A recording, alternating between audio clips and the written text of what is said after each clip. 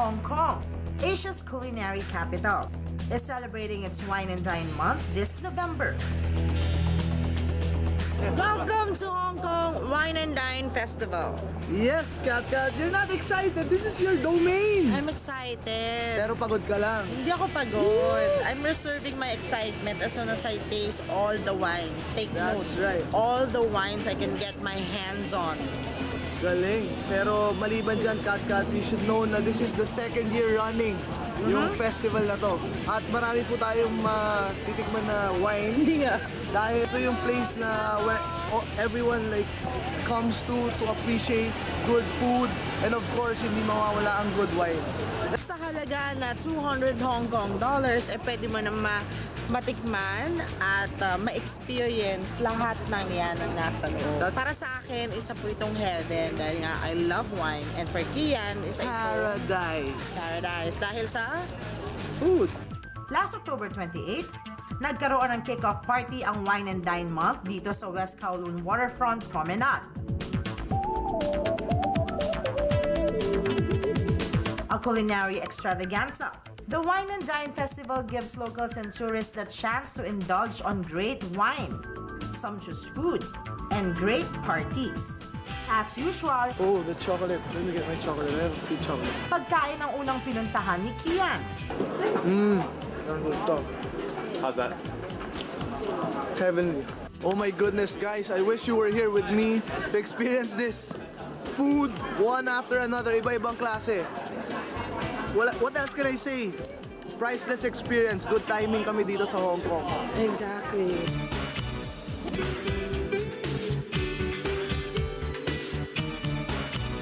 Kian masyado na overwhelmed.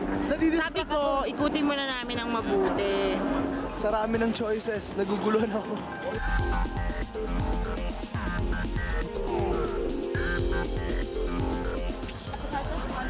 Bawat stop, hindi ko pa papalampasin ang bawat stop. What's this? Appetizer mix palm wine.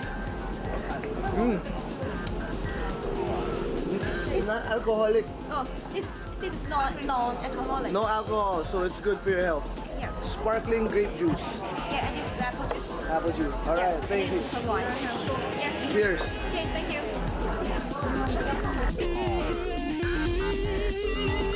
Si Kat po, sobrang saya niyan. Nakalimutan niya nakasama niya ako.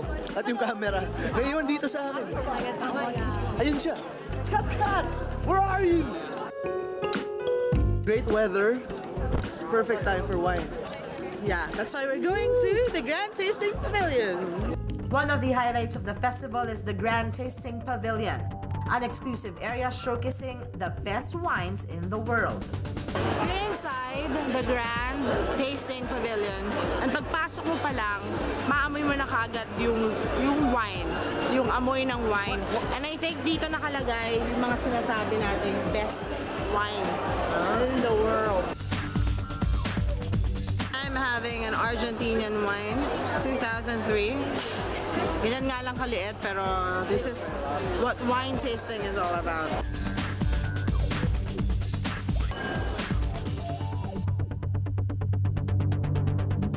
Good life! Good life. The good life! Yung red wine na gusto ko, right now it's like 670 Hong Kong dollars. But if you buy it outside the Wine and Dine Festival, it's gonna cost you 800 Hong Kong dollars. Not bad. Ito siguro yung mongkok ng mga wine. Hindi, ito yung parang kung tinatawag natin ay 168. Pero high-end talaga to. Love it, I love it. Let's go around. This year's 4-day Wine and Dine Festival offers 172 wine booths and 63 gourmet food stalls from all over the world.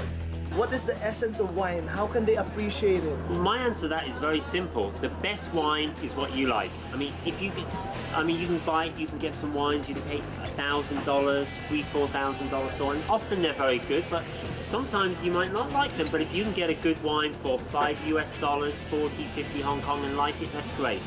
As long as you like it, that's the important it has thing. to be tailor-fitted to your taste. Exactly. Everyone has a different palate.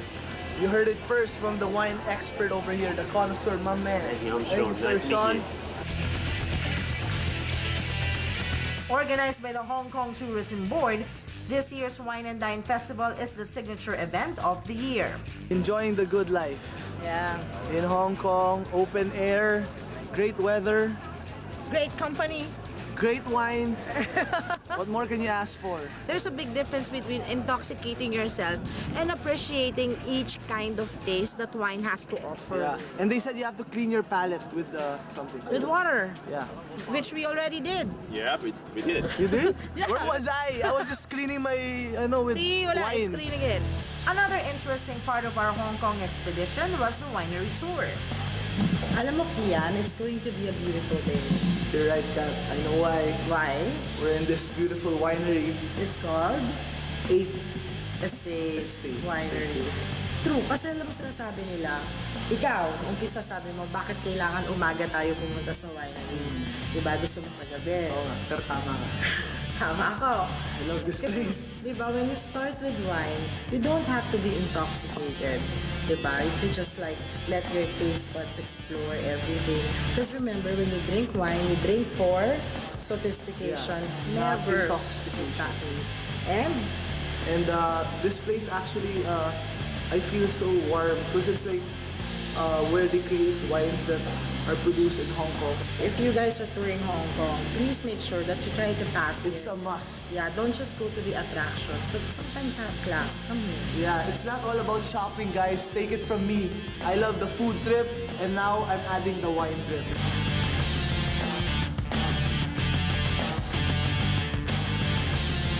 Opened in 2007, a visit to the 8th Estate Winery in Hong Kong is a must. So, Lizanne, could you please tell us the true essence of appreciating wine and how you started with this? Well, I think wine is one of these things that you have to understand the passion that goes into it. It's not a formulated product. It's not something that's like Coca-Cola or water. There's something very unique about every glass that you drink. So I think it's really important to come to an environment like this where you understand that everything is very different. There's a lot of art that goes into it. So that's part of the appreciation of wine. And then getting into something like this, again, you just have to be passionate about it. You just have to love what you're doing, Exactly. and then it'll be okay. She's from Canada, Vancouver, and she left everything just to put up this winery. Her passion. She's married to this. I am, yes, indeed. But Yeah. how did you start? I mean, did you have like a hard time at first? Because we know that Hong Kong, Yeah. most of them are beer drinkers. How did you like introduce yourself to the market? There always is. I mean, nothing good comes easy, right? Okay. The whole idea sort of came about because you can transport grapes around the world using a Yes. specific technology. Yes. And then in theory, then you could do a winery anywhere. Well, then the concept sort of came about where would you do a winery? And in the wine business, Asia has been regarded for a long time as the up-and-coming wine Yes. capital. Yes. And Hong Kong has certainly tried to position itself to be a wine capital of the world. Now, when I looked into this, there was still a wine tax here. Yeah. But then, of course, Wine tax? since then, there has been a drop of wine tax. So there's Okay. nothing now. But good. So it's really shown that Hong Kong's trying to focus itself as a global wine leader, and it really has become that way. Anyway, if I was like a first-time tourist, what kind of wine would you recommend? And if we're not familiar with wines, and Okay. we're not really, we're new to wines, what would you... That's the best place to be, because the whole point of wine is getting familiar with it, and that's where the fun lies. So just start somewhere, and it's okay to not like it. So the whole process is just finding something you like. So I'd say you start with some white wines, start with something a little bit sweeter, then go drier, see where your taste buds allow it, and eat it with food too. You can drink Yes. it with food. Yes, wine is It's better with food. It's fantastic to pair. I mean, there's all sorts of sensations going on. So Red explore wine for that. red meat, white wine for white Sure, but you know what? The rules don't always apply. You can do whatever you want, really. You know. Freedom of choice. Absolutely. And I think absolutely. most of our wines are like suited for Asian food. Yes, Alright. exactly. Spicy foods, seafoods, oily foods, Persian all sorts food, of things. Hey, all sure. kinds.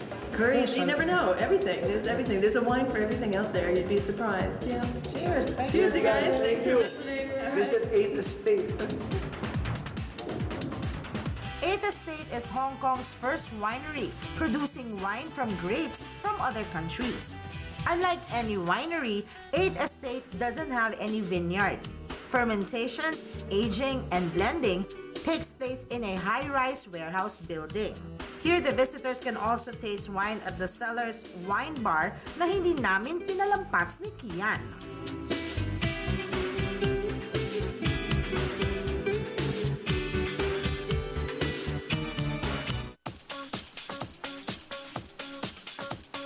The meaning of the EDSA revolution.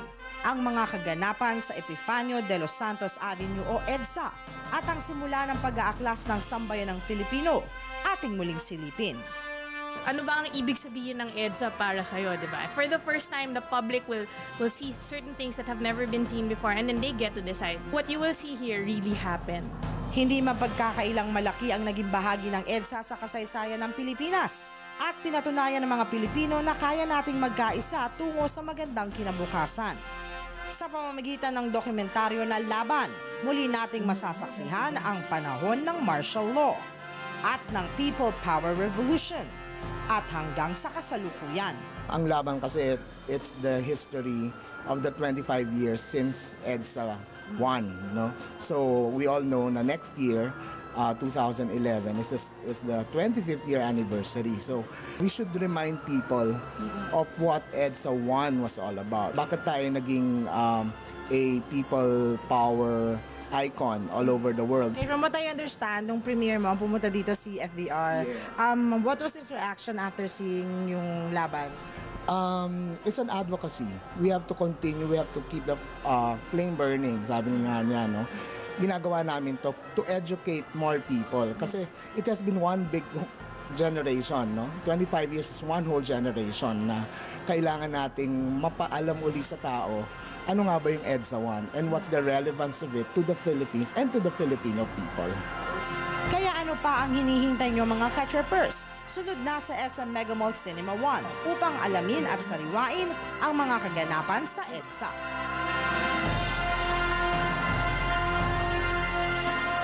Sa aming pagbabalik, food tip. Lahat ng yan sa paboritong travel show ng bayan.